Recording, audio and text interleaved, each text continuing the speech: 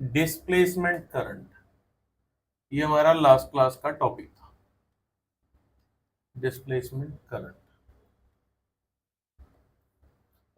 IC is equals to ID का मतलब यहां पर कैपेसिटर प्लेट है, तो यहां पर कंडक्शन करंट है, इसके बीच में जो करंट था that is called displacement current. और डिस्प्लेसमेंट करंट किस वजह से आता है? चेंज इन इलेक्ट्रिक फील्ड की वजह से। ये हमने कंक्लूड किया था लास्ट क्लास में, सही है। और हमने ये देखा कि इस प्लेट के बाहर करंट निकल रहा था, बाहर बाहर जा रहा है करंट दूसरी प्लेट के पास। हालांकि ये जो एरोज है ये तो इलेक्ट्रिक फील्ड को दिखा रही है,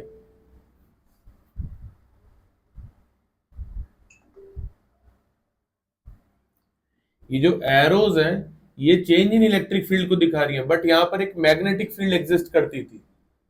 तो हम लोग क्या बोलते हैं, उस चेंज इन इलेक्ट्रिक फील्ड की वजह से क्या है, यहां पर एक करंट है।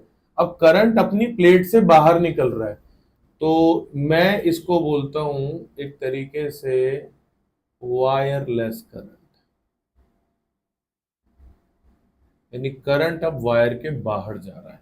Displacement current is a form of wireless current. ठीक है, आज अब एक काम करते हैं, लिखना शुरू करते हैं। लास्ट क्लास में हमने इस पे बहुत बात की है, तो लिखेंगे थोड़ा तरीके से, फिगर विगर आपके पास सब है।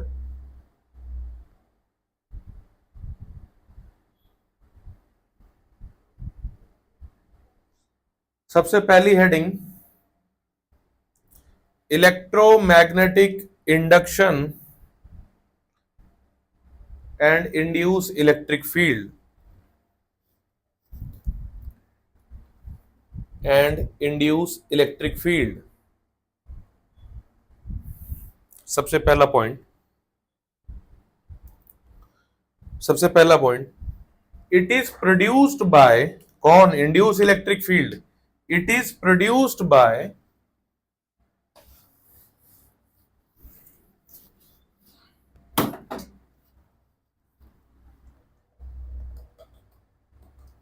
अब लिख रहे हैं, हमने लास्ट क्लास में जितना पढ़ा उसके बारे में लिखेंगे थोड़ा सा। Electric field, it is produced by time varying magnetic flux. It is produced by time varying magnetic flux rather than static electric charges, rather than static electric charges.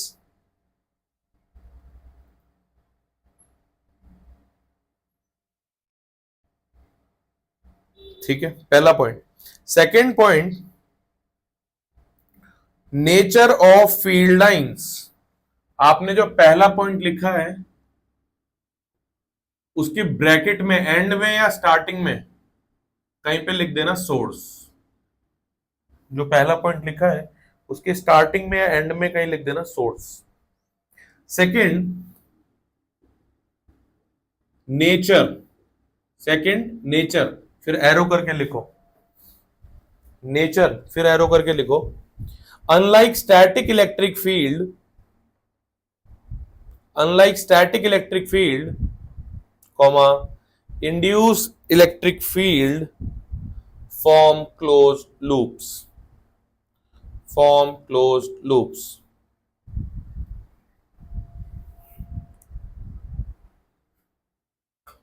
Third point, existence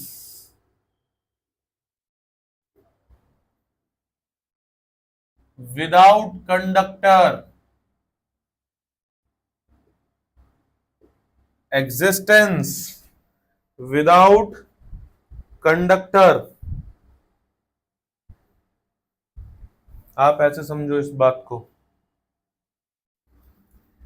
यहां पर हवा चल रही है,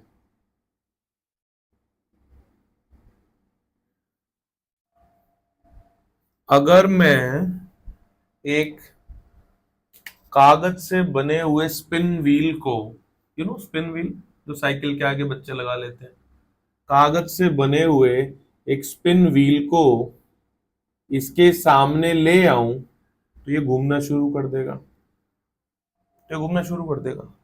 but क्या अगर ये यहां पर नहीं है तो क्या हवा चलनी बंद हो जाएगी क्या? इसका इससे तो कोई लेना देना है ही नहीं। इंड्यूस इलेक्ट्रिक फील्ड के सामने अगर मेटल आ गया, मेटल पीस आ गया, तो उसके अंदर इलेक्ट्रॉन का फ्लो शुरू हो जाएगा। हमने देखा था करंट घूमना शुरू हो गया था।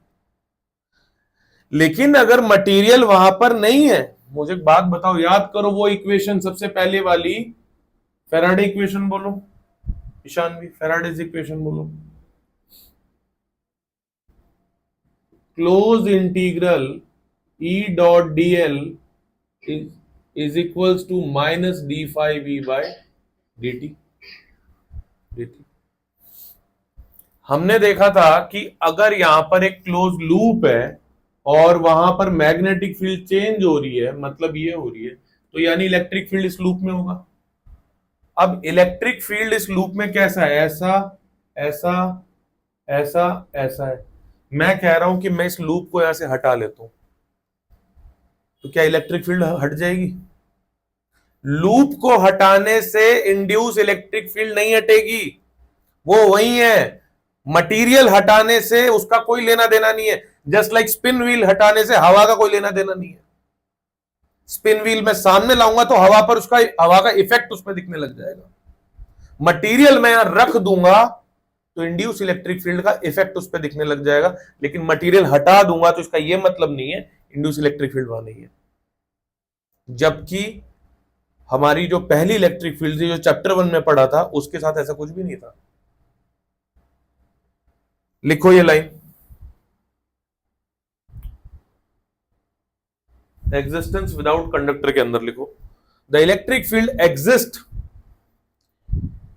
In space even if the conducting loop, even if the conducting loop is physically removed,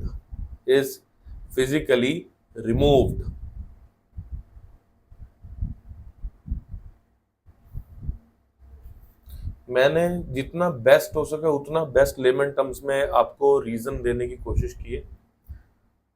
आपसे ये क्वेश्चंस हो सकता है कभी ना पूछे जाएं, और अब मुझे कोई गारंटी नहीं है कि ये आगे आने वाले ईयर में आए या ना आए, लेकिन ये सब चीजें आपके सिलेबस में है तो जाननी चाहिए। ठीक है, हमेशा एक हॉट रीजन को नहीं पढ़ना चाहिए जहां से क्वेश्चन आ रहे हैं, वो रीजन का फोकस अलग अलग होता रहता है। ये बात समझ आई? 3 पॉइंट समझ आए। चौथा पॉइंट, फोर्थ पॉइंट, क्या पढ़ रहे हैं हम, किसके बारे में लिख रहे हैं? इंड्यूस इलेक्ट्रिक फील्ड के बारे में। पढ़ा हमने इसको पहले भी है, पर इसके बारे में हमने कभी लिखा नहीं कुछ, आज हम लिख रहे हैं। बेटा एक बात बताओ मेरे को सोच के, ये एक हिल है, ठीक है, एक हिल है। मैं ऐसे एग्जांपल देने की कोशिश कर रहा हूं जिसको आप इमेजिन कर सको। ये पोजीशन ए है, ये पोजीशन बी है। एक ऑब्जेक्ट यहां पर रखा हुआ है, मैं इस ऑब्जेक्ट को, ये पोजीशन सी है, इस ऑब्जेक्ट को उठा के यहां ले जाता हूं। अच्छा ये ग्राउंड है, तो इसकी सर्टेन पोटेंशियल एनर्जी है यहां पर ड्यू टू इट्स हाइट, उठा करके मैं इसको यहां पर ले गया, यहां पर भी इसकी potential energy due to its height. यहां पर जितनी है वो फिक्स है और यहां पर जितनी है वो भी फिक्स है, बट वो नंबर अलग अलग है क्योंकि हाइट अलग अलग है। अगर मैं वापस इसको उठा के यहां पे ले आऊं, कोई दिक्कत नहीं सर, अगेन पोटेंशियल एनर्जी 0 होगी। वापस उसको उठा के यहां ले आऊं, अगेन इसके हाइट के अकॉर्डिंग हो जाएगी। वापस उठा के यहां ले जाऊं, अगेन उसके हाइट के अलग हो जाएगी। तो it means potential is the function of position, is the function of what? Position. Position पर, एक पर्टिकुलर पोजीशन पर उसकी एनर्जी फिक्स है। इतना आप समझ पा रहे हो? अब इसके साथ देखो जरा क्या हो रहा है। याद है ये वाला कंडक्टर अभी अभी बनाया था पहले, ये फील्ड मैग्नेटिक फील्ड, उसकी वजह से क्या हो रहा है, यहां पर क्या घूम रहा है, करंट घूमना शुरू कर रहा था, करंट हमारा घूमना शुरू कर रहा था इस डायरेक्शन में, लेट्स से। अब इस चार्ज के साथ सिचुएशन देखो, उल्टा बना दिया क्या मैंने? ऐसा था ना? अब सही बनाया, पहले से ही बनाया था? मैग्नेटिक फील्ड इंक्रीज कर रही है, अभी सही बना है, पहले सही बना था? ईशान भी मैं तुझसे पूछूंगा।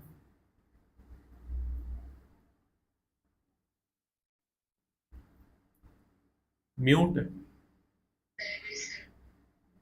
मैग्नेटिक फील्ड अंदर इंक्रीज कर रही है, हमें किधर चाहिए, बाहर चाहिए। बाहर चाहने के लिए हमें क्या करना पड़ेगा, करंट को ऐसे घुमाना पड़ेगा, दिमाग सेंटर में नहीं है, मतलब अभी सही है। ऐसे इधर अंदर और इधर से निकालें तो बाहर, करंट ऐसा इधर अंदर और ऐसे हाथ निकाले तो इधर बाहर। मैग्नेटिक फील्ड इधर अंदर इंक्रीजिंग है, अरे ऐसा बोलना ही नहीं,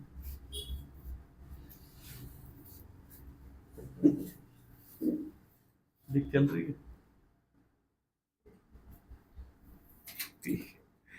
ठीक है, ये सही बना है। फिर से वही चीज पूछ रहा हूं मैं तुझसे, मैग्नेटिक फील्ड इंक्रीज कर रही है अंदर, करंट ऐसा ही घूमेगा, सही सही बना है? देखते ही बता दिए। हाँ, गलत बना है क्या था बच्चे?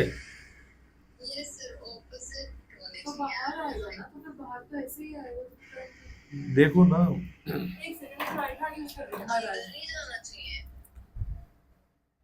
ये हम किस चीज, मैं पूछ क्या रहा हूं पहले तो ये बताओ, क्या ये क्वेश्चन क्लियर है कि मैं करंट की डायरेक्शन पूछ रहा हूं आपसे?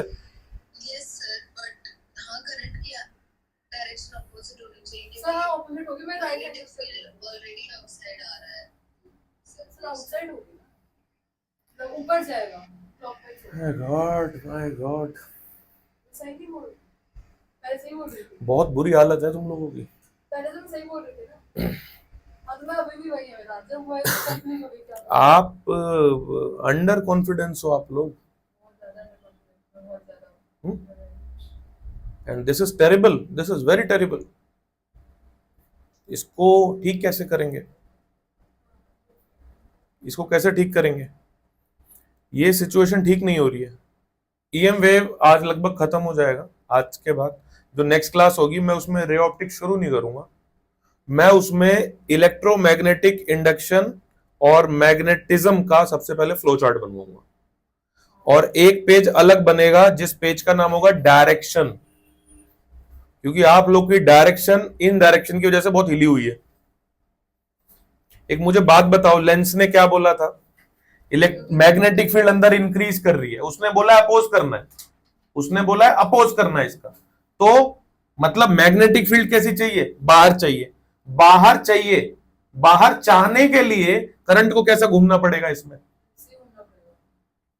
अगर यहां पर एक वायर है मेरे पास, जस्ट सी दिस वायर, यहां पर करंट ऊपर की तरफ अंदर, ऊपर की तरफ अंदर, और इस साइड डॉट, क्या ये परेशानी है किसी को, ये समझने में परेशानी है किसी को? इस एग्जांपल को छोड़ो, इसको समझने में।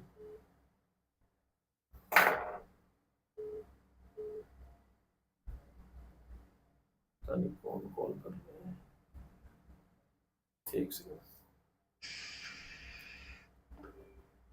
समझ आ रही है बात? हाँ है, मैं क्या बोल रहा हूं बेटा, मुझे ना एक चलती क्लास में नंबर ब्लॉक करने पड़ जाएंगे मुझे लग रहा है। एक सेकंड बेटा, जस्ट डीएनडी डाल दूंगा। मेरे को आता था, मेरे को लगा मैं वो गलत बोल रहा हूं, मेरा हाथ ही गलत है, मैंने हाथ ही चेंज कर दिया। बच्चों दिख रहा है?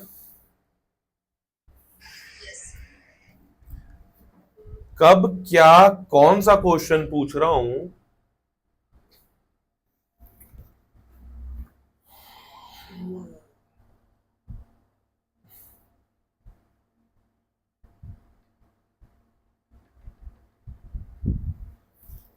पहले क्वेश्चन को क्लियर करो, ठीक है?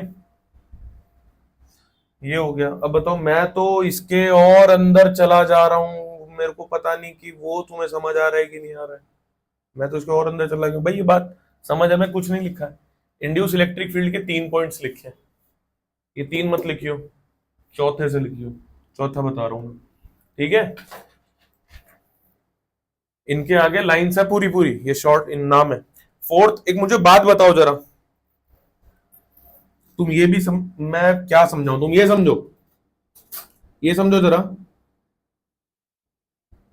एक सर्कल है, इस पे एक पर्सन भाग रहा है, ऐसे भाग रहा है, जैसे भी भाग रहा हूं। ये यहां पर जिस पोजीशन पर है, लेट्स से इसकी वेलोसिटी 10 मीटर पर सेकेंड, यहां पर इसकी वेलोसिटी 30 मीटर पर सेकेंड। अगर ये घूम के वापस इसी पोजीशन पर 10 मीटर पर सेकेंड पर आएगा, तब मैं बोलूंगा कि पोजीशन के हिसाब से इसकी एनर्जी फिक्स है,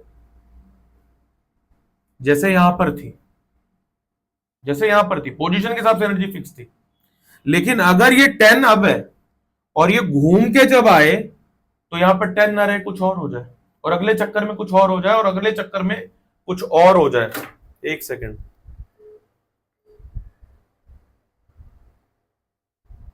need to block certain numbers. क्या करें बेटा, बीच क्लास में ऐसी हरकतें होती है ना।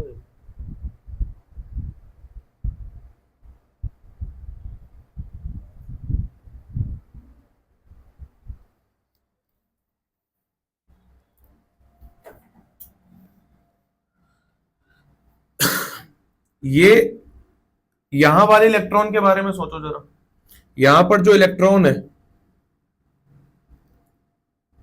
ये ऐसे घूम रहा है, इसको इस डायरेक्शन में क्या मिल रहा है, फोर्स मिल रहा है। यानी नेक्स्ट टाइम जब वो यहां पर आएगा, अभी जब ये यहां से निकला, इसकी स्पीड 10 मीटर पर सेकंड थी, लेट्स से। अगली बार जब यहां पर आएगा, ये तो लगातार धक्का दिया जा रहा है, इसकी स्पीड 10 ना होके 15 हो जाएगी। फिर अगली बार जब आएगा तो 15 ना होकर 20 हो जाएगी। इट्स लाइक दिस, कि इसको लगातार कोई धक्का मारता जा रहा है। मैं अगर इसी पोजीशन की बात करूं, तो इस पर्टिकुलर पोजीशन पर भी इसकी एनर्जी फिक्स नहीं है। मेरे पास इससे घटिया एग्जाम्पल नहीं था इस बात को समझाने के लिए कि इंड्यूस इलेक्ट्रिक फील्ड की हर पोजीशन पर एनर्जी फिक्स नहीं होती है। इसलिए इंड्यूस इलेक्ट्रिक फील्ड अपने आप में नॉन कंजर्वेटिव फील्ड होती है। और अगर नॉन कंजर्वेटिव फील्ड है, तो इसका मतलब वहां पे no meaning of potential, no mean of potential. आप डायरेक्ट लिख सकते हो, मैं तो ये एग्जांपल्स दे रहा था तुम्हें।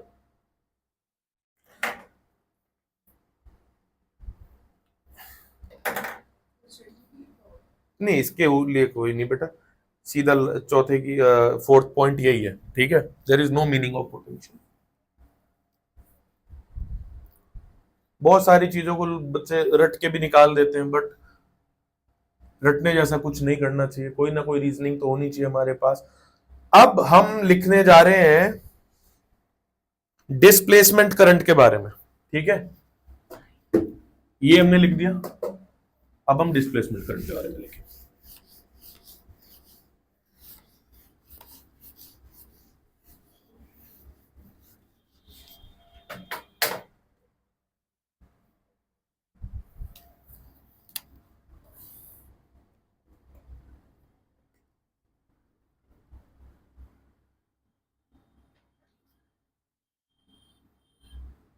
डिस्प्लेसमेंट करंट, एक लाइन लिखवाई थी तुझे मैंने लास्ट टाइम, क्या थी बेटा?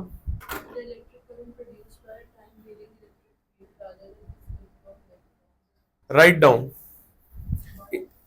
राइट डाउन, नहीं नहीं दोबारा नहीं, तुम रहने देना। The electric current produced bye, जिसने लिखा है वो दोबारा ना लिखे कोई बात नहीं, the electric current produced by time varying electric field, time varying electric field rather than the flow of actual charges, rather than the flow of actual charges is called displacement current, is called displacement current. Definition done. Conduction current तो नहीं लिखवाना है, पूरा current electricity पढ़ चुके हो, conduction current पे अभी भी पढ़ना है क्या? नहीं। किसने बताया भाई डिस्प्लेसमेंट करंट के बारे में? कौन थे फोर फादर्स इनके? James clock, Maxwell and Ampere's, उनकी इक्वेशन कंबाइन करके आया था ना। तो किसने बताया इसके बारे में? मैक्सवेल ने। ठीक है, मैं कुछ फीचर्स लिखवा दे रहा हूं आपको, इसके फीचर्स लिखने जरूरी हैं। फीचर ऐसे लिखो, एक टेबल बनाना, इधर लिखना फीचर, इधर लिखना कंडक्शन करंट और इधर लिखना डिस्प्लेसमेंट करंट। ठीक है, ओ माय गॉड, बहुत जल्दी कौन है?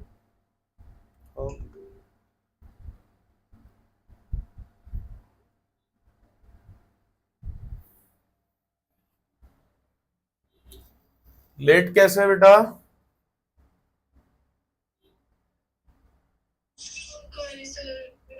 कोई नहीं। डिस्प्लेसमेंट करंट, आधा पेज छोड़ के आगे चलो। डिस्प्लेसमेंट करंट डेफिनेशन हो चुकी है, ये लिखो, टेबल बना रहे हैं, feature, conduction current, displacement current. तो फीचर में लिखो नेचर, फीचर में पहला फीचर नेचर, नेचर।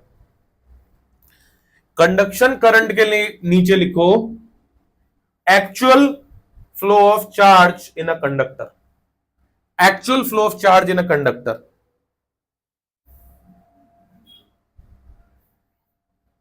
और डिस्प्लेसमेंट करंट के नीचे लिखो changing electric field, changing electric field between capacitor plates, between capacitor plates.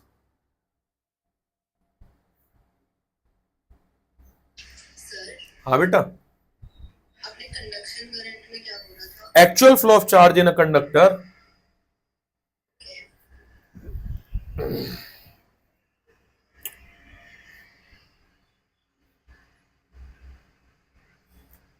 Second feature presence, presence, presence में आईसी के नीचे लिखो present in wire carrying charge flow, present in wire carrying charge flow. ID के नीचे लिखो present in capacitor gap, present in capacitor gap during charging and discharging.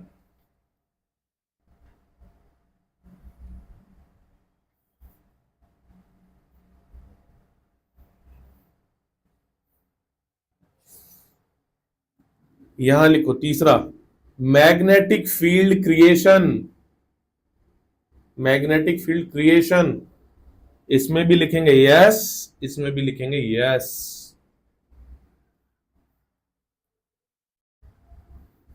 Fourth charge trans, हाँ बेटा बोलो। अच्छा ठीक, करो इसको। मैग्नेटिक फील्ड क्रिएशन में दोनों में यस। इमेजिन भी अगर साथ साथ करो तो और अच्छा लगता कि कैसे मैग्नेटिक फील्ड दोनों में क्रिएट हो रही है, बट तुम प्रेशर दिमाग पे नहीं डाल रहे हो। सब प्रॉब्लम है ना कि हमने टाइम पे, टाइम का जो काम था वो टाइम पे किया ही नहीं। अब जो चल रहा है वो और जायंट है, तो ये भी हाथ से निकल रहा है और पीछे वाला भी पकड़ना है, क्योंकि वो टेस्ट एग्जाम में आ रहे हैं। तो तुम्हारी हालत अब वही हो गई है जो हर साल हो जाती है सबकी, ये भी जा रहा है और वो पकड़ने में लगे हुए हैं, तो तुम बीच में कहीं लटक रहे हो। डे 1 से बोल रहा था साथ साथ करते चलो, ठीक है।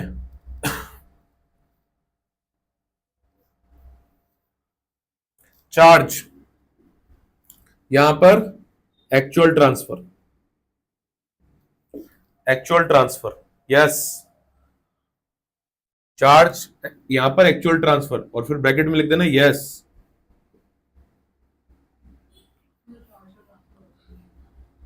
इसमें, उसमें नो, इसमें नो, चाहे हेडिंग में चार्ज ट्रांसफर कर लेना, बस इतना बहुत है।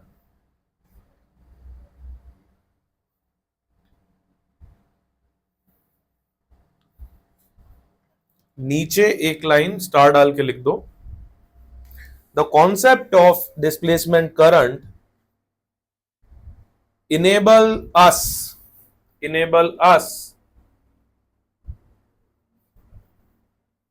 to think about to think about electromagnetic wave that travels through the vacuum of space, that travel through the vacuum of space,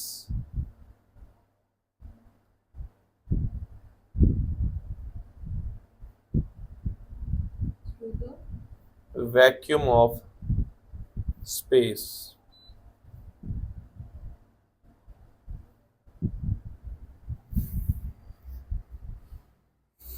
ठीक है, यानी वही जो मैंने लास्ट क्लास में बताया था, वायर टू वायरलेस होने का यही वाला पॉइंट है। खत्म डिस्प्लेसमेंट करंट। लास्ट क्लास में जितना आपने पढ़ा था हमने उसको लिख लिया है। एक चीज नहीं लिखी है, वो भी मैं लिखवा देता हूँ, थ्योरी नहीं है, यानी आपने जितनी इक्वेशंस पढ़ी थी मैं उनको कंक्लूड कर दे रहा हूं। अभी तो आज की क्लास का लेक्चर शुरू ही नहीं किया है अभी।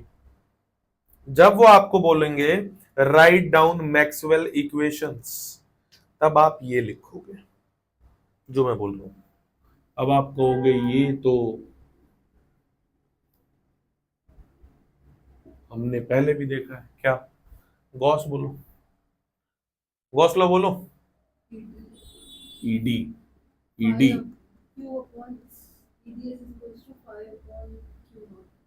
कुछ भी चल रहा है जीवन में।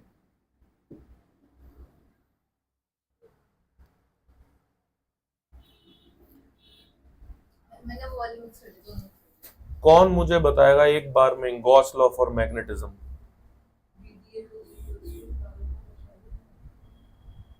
मुझे एक्सपेक्ट भी नहीं है, इसलिए मुझे बुरा भी नहीं लगेगा। बुरा तभी लगता है आपको जब एक्सपेक्टेशन होती है। पलटो, तुम्हें मिलेगा भी नहीं, मैं गारंटीड दे रहा हूं कि तुम्हें मिलेगा भी नहीं। तुम पलट डालो, पेजेस पेजेस पलट डालो।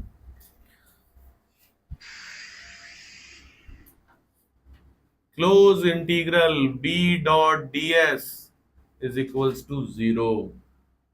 याद भी नहीं आएगा, ये कहां कहां पढ़ा है सर हमने? ये तो पढ़ा ही नहीं सर, ये तो पढ़ा ही नहीं क्या? हाँ,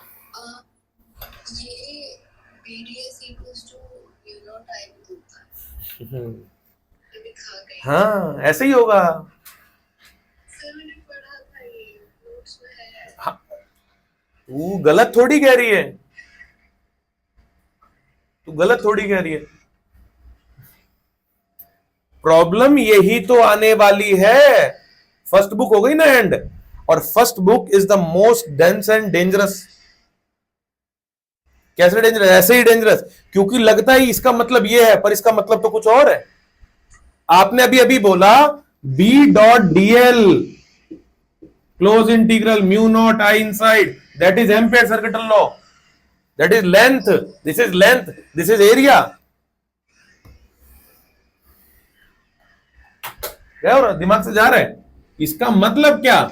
इसका मतलब था जब मैंने नॉर्थ और साउथ पोल बताए थे, राइट मोनोपोल नहीं होते, नॉर्थ पोल साउथ पोल। मैंने बताया था गॉसियन सरफेस अगर इसके अराउंड बनाओगे तो जितनी नंबर ऑफ लाइंस यहां से बाहर जा रही हैं उतनी नंबर ऑफ लाइंस यहां से अंदर आ रही हैं, यानी नेट चेंज फ्लक्स का क्या बेटा, याद आ गया? नेट चेंज फ्लक्स का 0 होता है, ये इस लाइन का मतलब है। और वो पिछले 5 साल से लगातार ये पूछ रहे हैं और बोल रहे हैं कमेंट, और तुम छोड़ क्या हो गए? वो लगातार पूछ रहे हैं comment on Gauss law for magnetism. हम लोग क्या लिख के आते हैं? B dot D l mu I inside, क्योंकि वो तो एम्पियर सर्किटल लॉ है। क्या यही चीज अगर मैं इन दोनों की जगह अगर मैं इसको लिख दूं, तुम कंफ्यूज हो जाओगे। पहले तो समझो, ये बात समझ आ रही है? अगर मैं इन दोनों की जगह प्लस क्यू और माइनस क्यू लिख दूं और गॉसियन सरफेस बना दूं, तो क्या आंसर फिर 0 हो जाएगा? क्या आंसर फिर 0 हो जाएगा अगर ये गॉसियन सरफेस है? तो ये चार्ज है बेटा।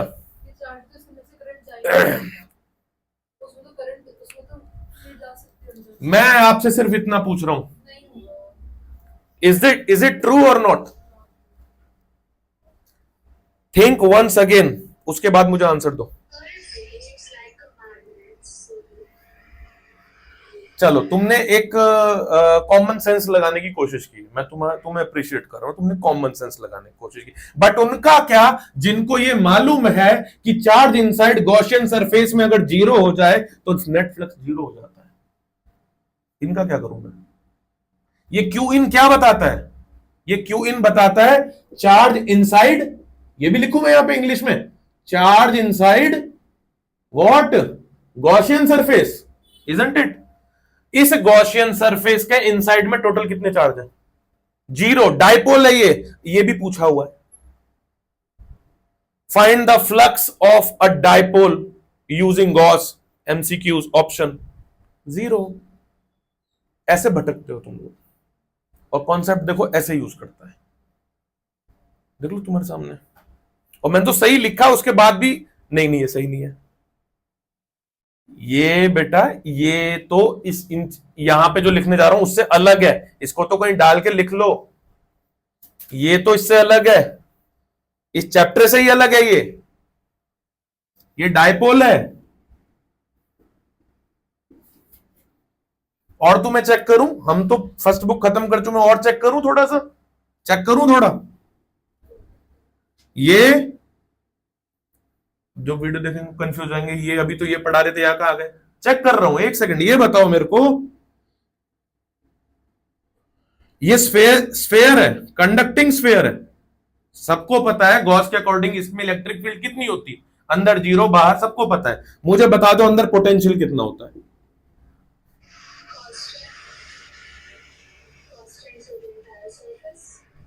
सरफेस या इनसाइड? इनसाइड इलेक्ट्रिक फील्ड तो 0 होती है, अंदर इलेक्ट्रिक फील्ड 0 होती है ना। पोटेंशियल क्या होता है? मैं तुमसे पूछ भी नहीं रहा हूं कि होता कितना है, वो 0 होगा या नहीं होगा, बस इतना बता दो। Navya, noted your answer, don't worry बेटा। मैं ये पूछ भी नहीं रहा कितना होगा, मैं पूछ रहा हूं 0 होगा या नॉन 0 होगा। जो लोग चुप बैठे हैं वो बहुत टेरिबल सिचुएशन में है, मैं आपको बता दूं। ये बताया हुआ है, क्लास के बीच में रोक के बताया था मैंने। ई अगर कहीं 0 है, डिफरेंशिएशन, मैथमेटिकल स्टूडेंट, डिफरेंशिएशन किसी चीज का 0 है, इसका मतलब वो क्वांटिटी कांस्टेंट है। इसका आंसर तो बाय फिजिक्स भी नहीं है, मैथ से आ रहा है इसका आंसर। किसी भी कांस्टेंट टर्म का डिफरेंशिएशन 0 होता है, आपको हमेशा बताया गया होगा। और अगर अंदर इलेक्ट्रिक फील्ड 0 है, मतलब डीवी बाय डी आर 0, क्या तो ये रिलेशन भी नहीं मालूम है कहां से आ रहा है। और अगर ये 0 है मतलब वी कांस्टेंट है, इसलिए मैं तुमसे वैल्यू नहीं पूछी, मुझे पता है वैल्यू में तुम और अटकोगे। मैं तुमसे बस इतना पूछा कि 0 है कि नॉन 0 है, वी कांस्टेंट है। काम करो, है ना। हमेशा बोलता हूं ये कॉन्सेप्ट, कनेक्टिविटी, कंसोलिडेशन, ये पता नहीं क्या है, ये तो बिल्कुल 0 है तुम लोग का, और वो इसी के साथ खेलते हैं। यहां तो पहुंच ही नहीं पा रहे हो, मैं हटा रहा हूं सब कुछ। जाके थोड़ा सा चुल्लू भर पानी ढूंढो अपने आसपास कहीं पे, उसके आगे कुछ मत करना, मैं बताऊंगा जब करना होगा, अभी नहीं करना। अभी तुम मेहनत करो, ठीक है, टेंशन मत लो। होता है थोड़ा सा ऐसा रियलिटी चेक देना जरूरी होता है? ये सारी चीजें जो मैंने यहां लिखी, क्या ये हमने नहीं पढ़ी है? अब मैं जो बताने जा रहा हूं वो हमने नहीं पढ़ा है, बट क्या यहां जो लिखा ये सब तो सबसे बेसिक था। तो टेस्ट भी दे के आई है इन सब चीजों का, तू कैसे आंसर नहीं कर पाई? सोचो, बात करो, डिस्कस करो, ठीक है। इसका मतलब क्या, इसी का नाम है गॉस लॉ फॉर मैग्नेटिज्म।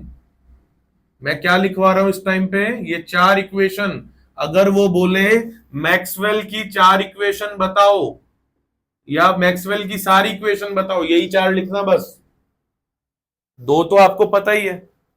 अब आप उसकी हिस्ट्री कॉन्टेक्स्ट में मत जाओ, सर वो तो गॉस थी, वहां मैक्सवेल क्या कर रहा था। लेकिन जो मैं बोल रहा हूं, अगर वो बोलेगा तो ये चार लिखनी है। दो आप बता चुके हो, और दो तीसरी बताओ, फेराडे इक्वेशन अभी अभी पढ़ी है, close integral E dot D L minus D five B by D T. कौन सी इक्वेशन है ये? फेराडे। हाँ, अब ये तो तुमने पढ़ा है ना लास्ट क्लास में ही, फेराडेज इक्वेशन, ये तो पढ़ा है।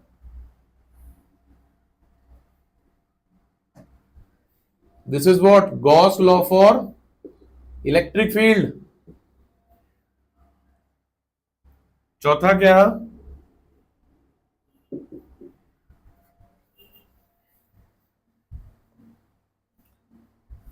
बिना देखे बताओ मुझे, एम्पेयर मैक्सवेल इक्वेशन।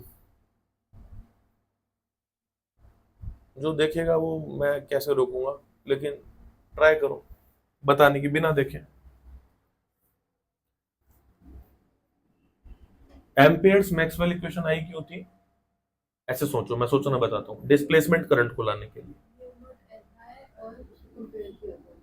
राइट, कि मैग्नेटिक फील्ड बनी रहे बिफोर द प्लेट, यानी कि एक्चुअल करंट,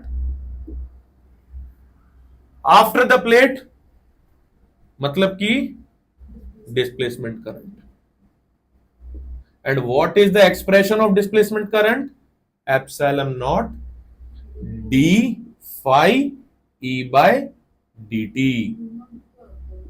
आ गया बेटा? This is called Ampere's Maxwell equation, because here is ampere, here is maxwell.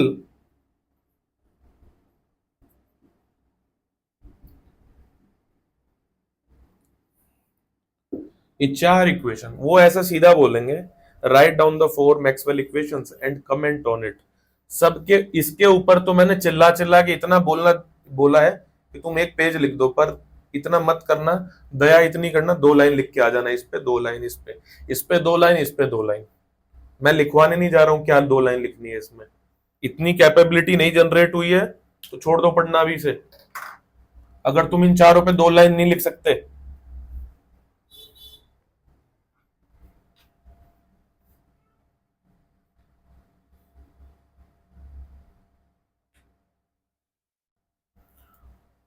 Homework में लिख लो, ये इन चारों पे दो दो लाइन चाहिए। मैं नहीं बोल रहा कुछ भी, ठीक है। यहां पर अगर मैं वो हटा दूं, जीएल गॉस लॉ जो लिखा हुआ है, सब कुछ लेटर्स में लिखा है। आई नीड इंग्लिश स्टेटमेंट्स, दो लाइन इसके ऊपर कि ये इसको बोलेंगे क्या, इसको बोलेंगे क्या, इसको कैसे बोलेंगे, बस उतना भी लिख दोगे तो दो लाइन पूरी हो जाएंगी। Getting my point?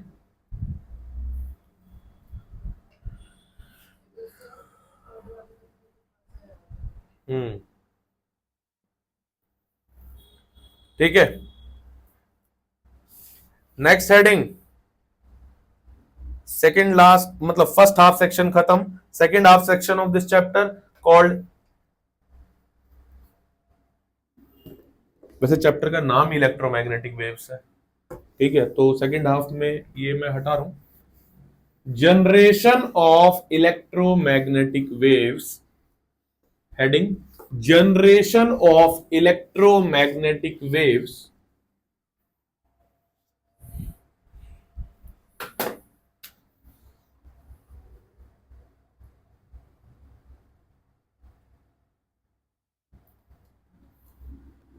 Generation and properties.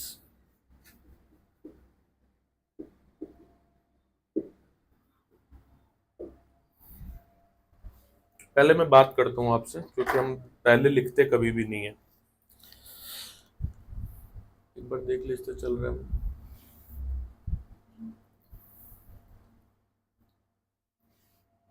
Source क्या होता है इलेक्ट्रोमैग्नेटिक वेव का? मैं फिर से पूछ रहा हूं, rest charge is the source of electric field only, am I correct? Correct. Moving charge but with uniform motion, mind my words, moving charge but with uniform motion. When I say uniform motion, there is no acceleration. Moving charge with uniform motion is the source of electric field as well as magnetic field. Third point, अभी लिखना, मैं इसको तीनों को लिख डालना। Third point, when a charge is accelerated, when a charge is accelerated, यहां पे कुछ नया हो जाता है। मैंने पहला पॉइंट क्या बोला बच्चों? Velocity zero. आप ऐसे मत लिखना, आप स्टेटमेंट में लिखना, मैं शॉर्ट में कर रहा हूं। जब चार्ज, किसकी वेलोसिटी? चार्ज की वेलोसिटी जीरो, तो only electric field, only electric field, no magnetic field. when charge is in motion but acceleration is zero, it means uniform motion, then electric field as well as magnetic field.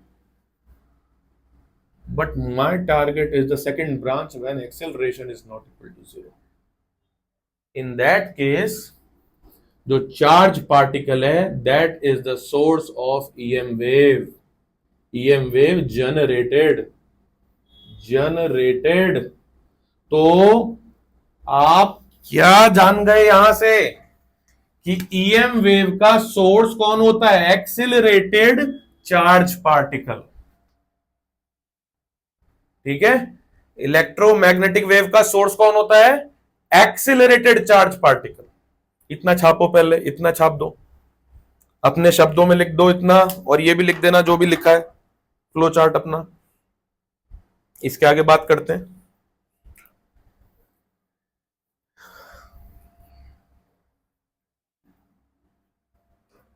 अब आपसे उम्मीद की जाती है कि आपने इतनी लंबी जर्नी फिजिक्स की डे वन से, आज से 1.5-2 साल पहले शुरू की थी, जो वो यहां तक जो आप लेके आए, आपसे एक्सपेक्टेशन की जाती है कि आपने तरह तरह के मोशन को पढ़ा है। आपने स्ट्रेट लाइन पढ़ा है, आपने सर्कुलर पढ़ा है, आपने एसएचएम पढ़ा है। इससे ज्यादा मैं और बोल नहीं रहा, क्योंकि आपने मुझे डाउट है वो पढ़ा ही नहीं पढ़ा। बात ये कि चार्ज पार्टिकल को एक्सिलरेट करेंगे कैसे? हाउ?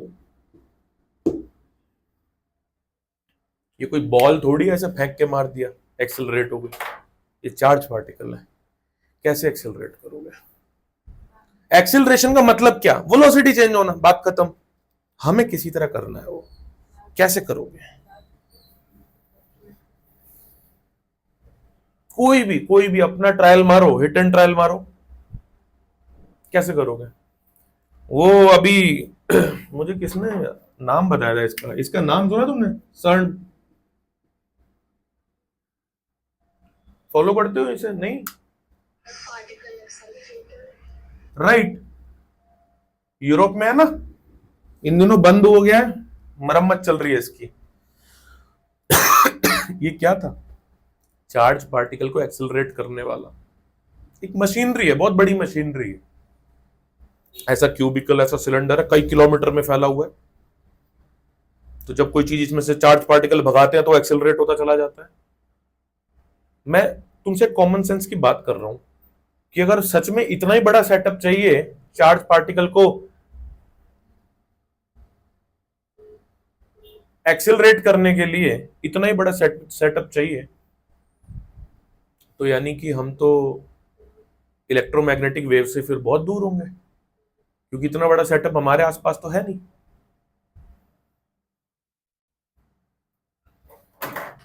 इतना करने की जरूरत क्या है? अगर मैं एक बॉल को, चार्ज मतलब एक बॉल अज्यूम करते हैं, एक बॉल को मैं ऐसे टू एंड फ्रो मोशन करा दूं, जस्ट ऐसे ऐसे, क्या ये एक्सिलरेशन की गिनती में नहीं आएगा? यहां इसकी वेलोसिटी मैक्सिमम नहीं है, इस पॉइंट पर इसकी वेलोसिटी जीरो नहीं हो जाएगी, फिर घूम के इस पॉइंट पर इसकी वेलोसिटी मैक्सिमम नहीं हो जाएगी, फिर घूम के इस पॉइंट पर इसकी वेलोसिटी जीरो नहीं हो जाएगी? इस बीच में हो क्या रहा है? स्पीड चेंज ही तो हो रही है। इसका मतलब यहां पर एक्सिलरेशन है, इसका मतलब यहां पर एक्सिलरेशन है। अगर मैं समहाउ चार्ज पार्टिकल को ऑसिलेट करा दूं तो वो इसका सोर्स बन जाएगा, और अगर ये सोर्स बन गया तो इलेक्ट्रोमैग्नेटिक वेव बन जाएगी। माइक्रोवेव तुम्हारे घर में है, क्या है वो? नाम क्या है? Wave, microwave. सुना है, सोचा है कभी? जाके बढ़िया गर्म करके खा तो लेते हो, घुमा उमा के रेगुलेटर। माइक्रोवेव, ओटीजी नहीं बोल रहा मैं, वो जो ग्रिलर होता है उसकी बात नहीं कर रहा, माइक्रोवेव की बात कर रहा हूं। ये माइक्रोवेव में, microwave is also a kind of EM wave, and if it is a EM wave, there must be inside something that creates that, and कैसे क्रिएट करेंगे? ऑसिलेटर चाहिए, तो ऑसिलेटर उसमें फिट होता है, चार्ज पार्टिकल ऑसिलेटर। सर ये तो सोचा नहीं कभी। ठीक है, ये तुम्हारे घर की चीज बता रहा हूं मैं। एलसी ऑसिलेशंस, ये मैंने अभी तक के लिए बचा रखा था, है ना? हमने LR पढ़ा, CR पढ़ा, LCR पढ़ा, बट LC नहीं पढ़ा। LC ऑसिलेशन, LC ऑसिलेशन क्या करता है, याद करो। ये एक कैपेसिटर की प्लेट है,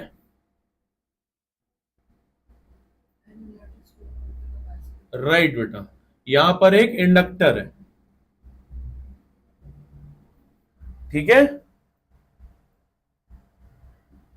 मैंने इसको समहाउ इस सर्किट को क्या दे दिया? सोर्स। सोर्स क्या होता है मेरा? जनरेटर। लेट्स से मैंने इसको समहाउ क्या दे दिया? करंट दे दिया। करंट दे दिया तो इसका मतलब क्या कि ये प्लेट चार्ज है, ये प्लेट अब चार्ज हो गई, ये प्लेट चार्ज है। सोर्स तो एसी रहेगा ना, किसी भी सर्किट में LR CR जितने भी आपने पढ़े उन सब में एसी सोर्स था ना। तो सोर्स से मैं इसका भी प्रॉपर सर्किट नहीं बना रहा हूं, सिलेबस में नहीं है इसलिए प्रॉपर सर्किट नहीं बना रहा हूं, जस्ट समझो। मैंने क्या दे दिया? इसको पावर दे दी। पावर देने से क्या, कैपेसिटर पे चार्ज आ गया, चार्ज आ गया, पॉजिटिव लेट्स से नेगेटिव। अब ये यहां पर प्लेट के बीच में कौन सी एनर्जी होती है? Electric field. Electric field, capacitor की प्लेट के बीच में इलेक्ट्रिक फील्ड में एनर्जी स्टोर होती है, कितनी होती है? Half epsilon not E square. Half CV square में C की जगह जब एप्सिलॉन नॉट A/D पुट करोगे, ईशान भी याद है, ये डिस्कशन भी हुआ है हमारे बीच में, तुरंत half epsilon not E square आएगा, मतलब इतनी एनर्जी यहां फिट है। अब ये कैपेसिटर डिस्चार्ज होगा, सर्किट कनेक्टेड है, सर्किट कनेक्टेड है, तो ये करंट घूमेगा, ये करंट घूम के कहां जाएगा? इसके पास।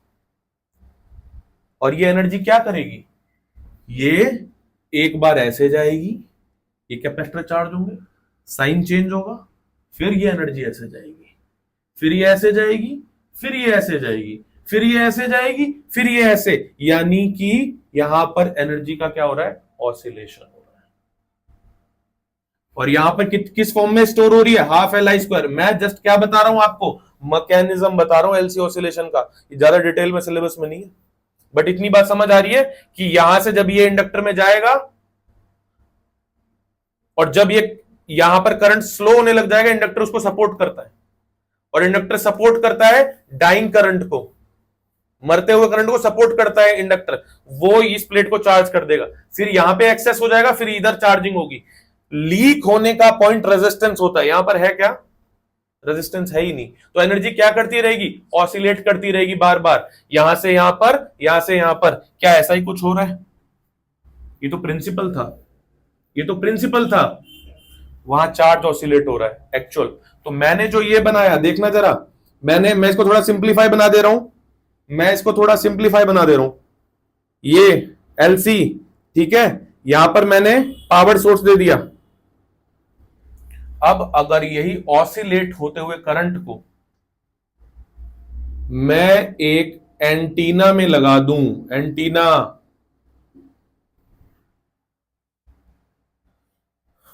मैं तुम्हें कुछ दिखाता हूं,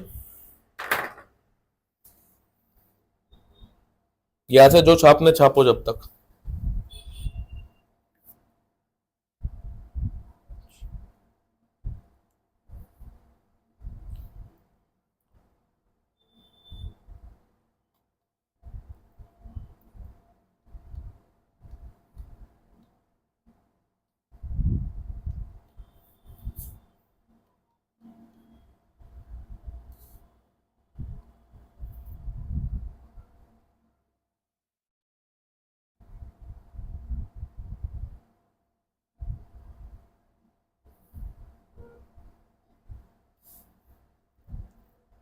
अभी मैं जस्ट सिर्फ समझा रहा हूं, मैंने कोई थ्योरी नहीं दी है अभी इस चीज के लिए।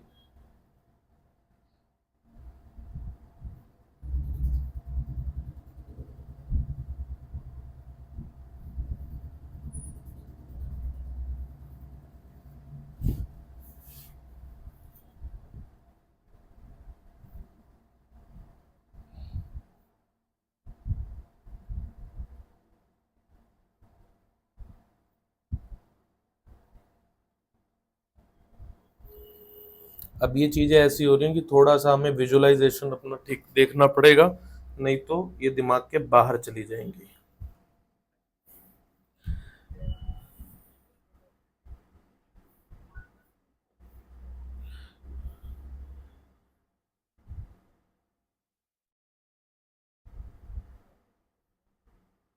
सी बेटा, शुरू करो।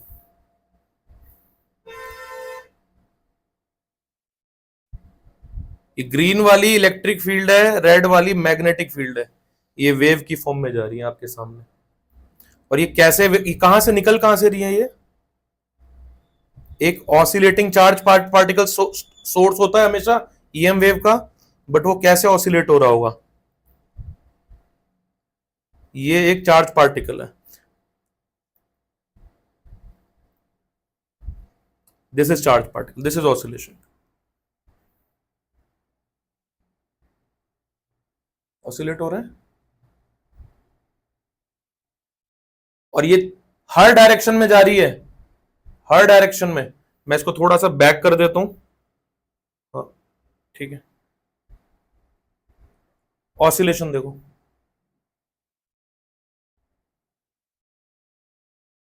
ठीक है, ये कोई कूल थीम नहीं है, ये एक्चुअल एक्चुअल फिजिक्स चल रही है अभी इसमें। हाँ,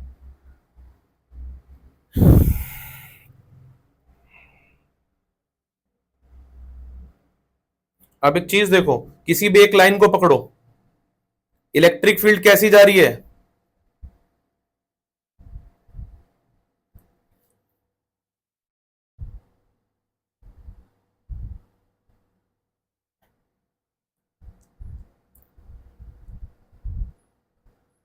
तो मैं यहां पे इसको बनाऊं, अभी अभी हमने जो देखा, मैं इसको यहां बनाऊं, ये कॉपी है, ये कॉपी है, कुछ लिखा लिखवाया भी है नहीं मैंने, मैं इस पे थ्योरी दूंगा, पहले समझो बात को।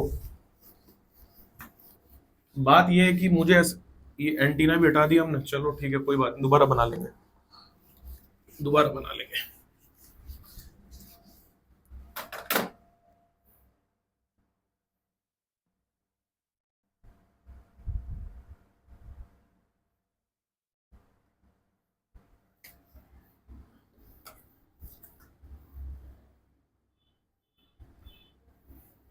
ठीक है, एकदम स्ट्रेट लाइन मत मारना, थोड़ी सी टिल्टेड, एक्स एक्सिस से थोड़ी नीचे, ठीक है, तरीका बता दे रहा हूं पहले ही। फिर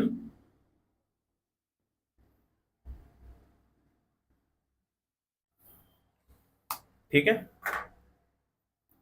अब ये कैसा है? ऐसा, ये प्लेन है, इससे 90 डिग्री पर, ये प्लेन से 90 डिग्री वाला प्लेन, ये एक प्लेन है, इस प्लेन से 90 डिग्री वाला प्लेन कैसा बनेगा?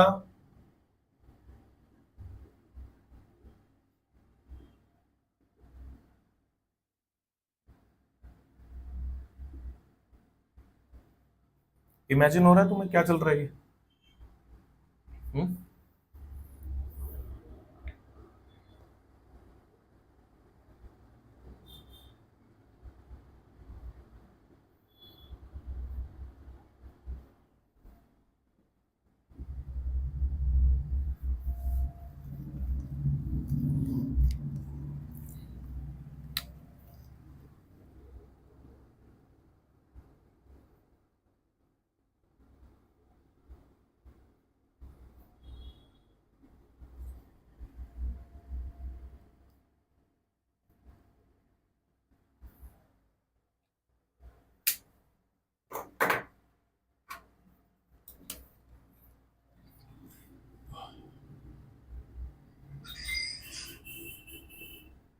कोई कुछ कहना चाह रहा है?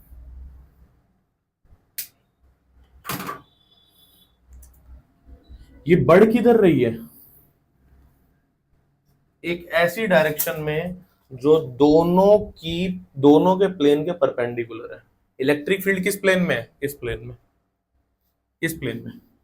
मैग्नेटिक फील्ड इस प्लेन में, और ये बढ़ किधर रही है? इस साइड में। तो यानी कि जो डायरेक्शन ऑफ प्रोपोगेशन है, डीओपी लिख रहा हूं मैं इसको, डायरेक्शन ऑफ प्रोपोगेशन है, वो इलेक्ट्रिक फील्ड और मैग्नेटिक फील्ड इन दोनों के परपेंडिकुलर होती है। और ऐसी वेव को ट्रांसवर्स वेव बोलते हैं। EM wave is a kind of transverse wave. अगर कुछ लिखना छूट जा रहा है कोई बात नहीं, सब लिखेंगे डिटेल में। अभी समझो, अभी समझो, समझो भाई। ये क्रिएट कहां से हो रही थी? सीधा ऑसिलेट कर रहा था, ये उसी ऑसिलेटर से क्रिएट हो रही है। तो मैं यहां पर एक एंटीना बना दे रहा हूं, और ये एंटीना इधर आके एक सर्किट से कनेक्ट है, और वो सर्किट नीचे एक कैपेसिटर और इधर एक इंडक्टर से कनेक्टेड है, और यहां पर एक एसी सोर्स है। ये बना है पूरा एक एसी सोर्स से। एलसी ऑसिलेटर, एलसी ऑसिलेटर क्या कर रहा है? चार्ज पार्टिकल को ऑसिलेट करवा रहा है। क्या सिर्फ एलसी ऑसिलेटर ही सोर्स है चार्ज पार्टिकल को ऑसिलेट कराने का? क्या और कहीं से ईएम वेव फिर प्रोड्यूस ही नहीं होंगी? क्या सनलाइट एक ईएम वेव नहीं है? तो क्या सूरज के अंदर एलसी ऑसिलेटर लगा हुआ है? तुम्हें लगता है सीरियसली? यानी कि चार्ज पार्टिकल को ऑसिलेट करवाने के और भी तरीके हैं, तरीके हैं।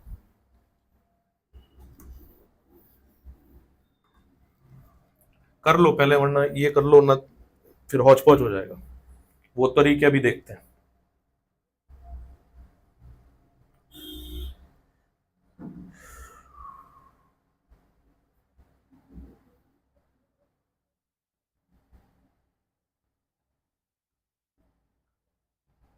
क्या मैं कह सकता हूं ये आपकी टीवी में लगा होता था बहुत पहले, जब टीवी एंटीनास पे चलती थी?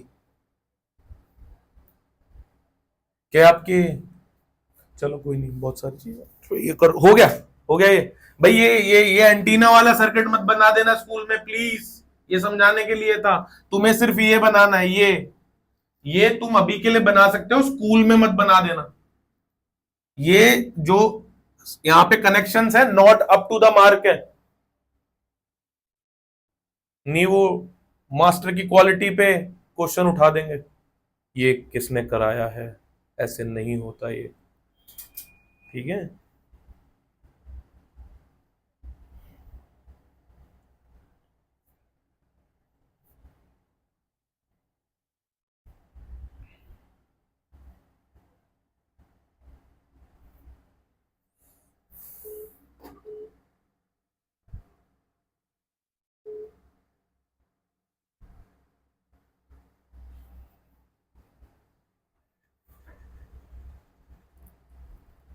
हो गया, डन।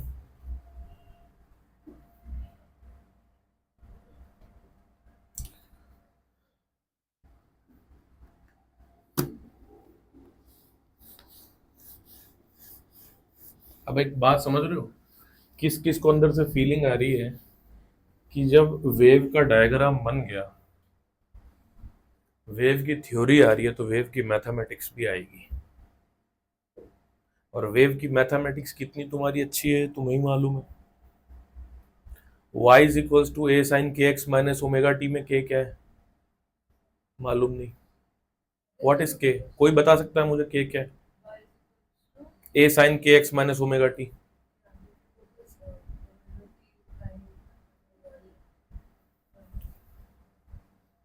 मैंने यहाँ लिखा नहीं है कुछ, मैं जस्ट पूछ रहा हूँ to check your wave mathematics knowledge. मैं सब कुछ बताऊंगा, डोंट वरी, एक एक चीज डिटेल में पढ़ेंगे। लेकिन ये एक्सेप्ट करो कि अगर तुम्हें नाम पता भी है इस चीज का तो तुम्हें मतलब नहीं पता है। के इज वेव नंबर, मैंने बता दिया, but what is wave number? 2 pi by lambda, I don't get anything. What is 2 pi by lambda? समझ आ रही बात? तो हालत थोड़ी पेचीदा है। जैसे एसी जनरेटर में ट्रांसफॉर्मर से पहले मैंने थोड़ा सा एसएचएम पढ़ाया था ना, ऐसे हम वेव भी पढ़ेंगे, बट अभी नहीं। मैं आपसे पूछना चाह रहा हूं, क्या source source of acceleration of charge particle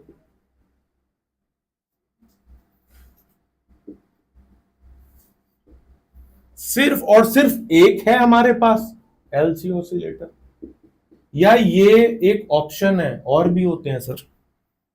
क्या सिर्फ ये है या ये एक ऑप्शन है बस? Option, option. हाँ अच्छा, तुमने कुछ बोला अभी ना, सी सी सी सी जो तुमने बोला, सन पे टेम्परेचर ऑलरेडी इतना हाई है कि वहां पर जो हीलियम आयंस है, हाइड्रोजन आयंस है, वो कंटिन्यूसली वाइब्रेशन में है। वहां एलसी ऑसिलेटर नहीं चाहिए वाइब्रेशन कराने के लिए, वो अपने आप ही बहुत हाई टेम्परेचर पर है, तो अपने ही वाइब्रेट कर रहे हैं। हाँ कुछ बोल रहा है कोई, क्या कर रहा है बेटा? एग्जैक्टली उस वाइब्रेशन की वजह से वहां से वेव निकलती है जो आपके पास आती है। बट सर वो वेव का है, वो तो लाइट है सर, वो तो लाइट आती है, सुबह सुबह हम सेकते हैं अगर सर्दी में, वो वेव थोड़ी है सर। क्वेश्चन के अंदर क्वेश्चन उठते हैं बेटा, it's like piling the onion, परत दर परत खुलती है ना। ये बात समझ आई पहले? तो यानी सन से जो आ रहा है हमारी तरफ, वो लाइट बाद में है, पहले ईएम वेव है।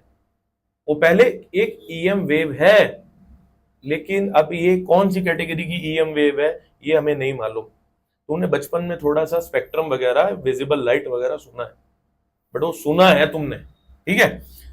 तीसरा सोर्स मैं बोल रहा हूं, अगर ऐसा है तो ये जो ये लाइट बल्ब और ये सब लगे हुए हैं, क्या ये भी वेव निकाल रहे हैं? Of course. हेलोजन लाइट, वो जो 100 वॉट वाली लगी होती थी पहले, पीली पीली दिखती है जो, वहां उसको छू के देखना जरा, उसका टेम्परेचर अच्छा खासा हाई होता है।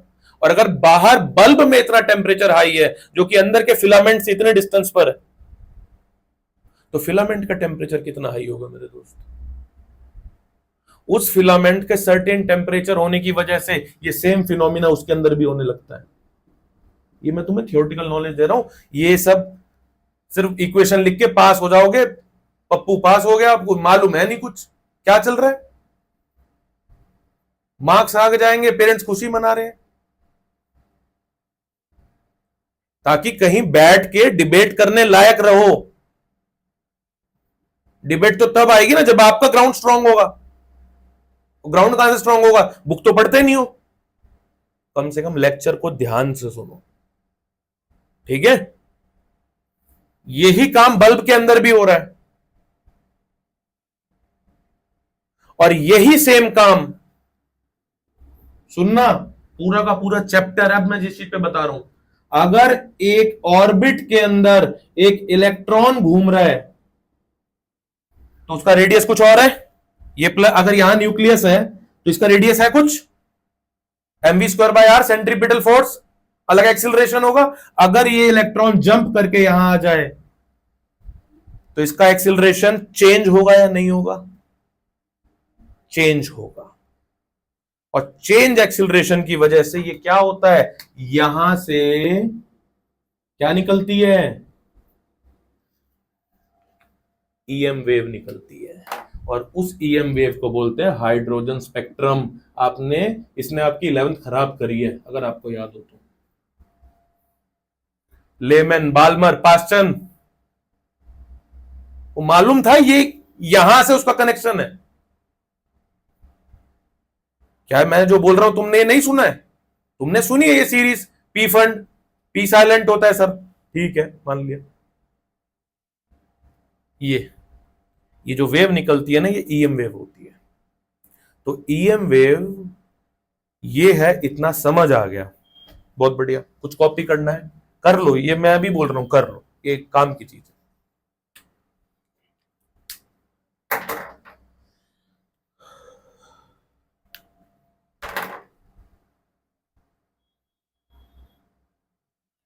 इसके आगे लिख देना एटॉमिक ट्रांजिशन।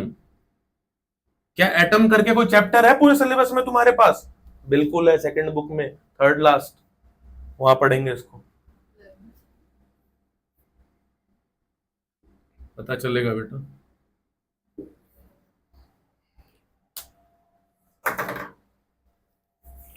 तो मुझे जरा ऐसे सोच के बताओ, आजकल वैसे भी बहुत एजुकेशन एजुकेशन चल रहा है मार्केट में, तुम सोच के बताओ, क्या ये पॉलिसी अच्छी होती कि 11th जैसी कोई क्लास ही नहीं होती और 10th के बाद सीधा 12th होती है और 11th 12th का सिलेबस 2 साल का होता है और पेपर एक ही होता? क्या ये पॉलिसी ज्यादा अच्छी नहीं थी? क्योंकि उस कंडीशन में आप कुछ भूलते नहीं, आप भूल कर भी भूल नहीं पाते किसी चीज को, राइट? आपको डर रहता, हम डर से ही तो चलते हैं, इंसान थोड़ी है, जानवर है, डर से चलते हैं हम। अब तो उसका कुछ आएगा नहीं इसलिए हम उसको पढ़ेंगे नहीं। ये केमिस्ट्री में था 11th में, तुम्हें भी मालूम है, और कहाँ था, 3rd या 4th चैप्टर में था, एटॉमिक स्ट्रक्चर होता है, वही है आई थिंक, है स्टार्टिंग में। अब तो थोड़ा बहुत ऊपर नीचे हुआ है बेटा हम लोग के टाइम, हाँ सेकंड में ही होता था। पहला होता था some basic concept of chemistry, second atomic structure, third periodic table वगैरह, फिर classification of bondings and all that, यही है अभी भी यही होगा, ठीक है। चलो डन, ये बात समझ आई? तो ये हमें पढ़ना है आगे, ये हमें नॉलेज के पर्सपेक्टिव से था। तो एक मुझे बात बताओ कि अगर वाकई में हीटिंग में इतना दम है,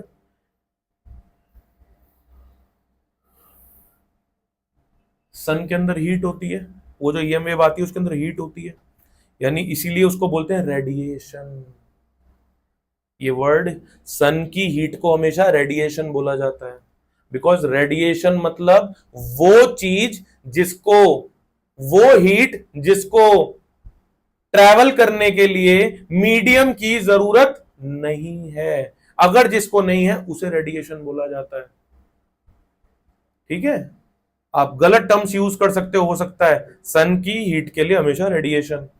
अभी तो पता नहीं हीट ट्रांसफर भी तुम्हारा ठीक है कि नहीं है, रेडिएशन हमेशा उस हीट ट्रांसफर को बोलते हैं जो बहुत हाई टेम्परेचर डिफरेंस और ड्यू टू दैट वेव होता है, जिसमें मीडियम की जरूरत नहीं पड़ती। यहाँ पे इलेक्ट्रिक फील्ड और मैग्नेटिक फील्ड की वेव्स है, क्या इनको ट्रैवल करने के लिए मीडियम की जरूरत है? सब नहीं बोल रहे हैं। क्या इलेक्ट्रिक फील्ड जब आपने एट द कोर पढ़ा था, क्या वो मीडियम पे नहीं डिपेंड करता था? रिलेटिव परमिटिविटी क्या था? क्या मैग्नेटिक फील्ड मैग्नेटिक परमेबिलिटी पे नहीं डिपेंड करता था? म्यू आर क्या था? मतलब वैक्यूम में ईएम वेव सबसे फास्ट चलती है, वैक्यूम में सबसे फास्ट चलेगी, बट अगर बारिश हो रही है, फॉग है, तो वो क्या हो जाएगा, वहां पे इलेक्ट्रिक फील्ड मैग्नेटिक फील्ड का क्या हो जाएगा? क्या होता था? रिलेटिव परमिटिविटी, पोलराइजेशन नहीं हो जाएगा क्या? तुम्हें देख रहे हो सारे कॉन्सेप्ट पीछे के यहाँ पे काम आ रहे हैं। यानी कि EM wave can be impacted by the weather conditions, that's why phone पे बात करने में तकलीफ होती है कई बार जब वेदर कंडीशन खराब होती है, मैसेजेस डिले ड्रॉप होते हैं, क्योंकि वो क्या है, सब ईएम वेव ही तो है। हम तो नहीं सोचेंगे सर इतना, क्योंकि मैं भी सब लिखवाऊंगा, इसलिए अभी तो मैं बोल रहा हूं, ऐसा मत सोचो कि गया दिमाग से। ठीक है, ये बात समझ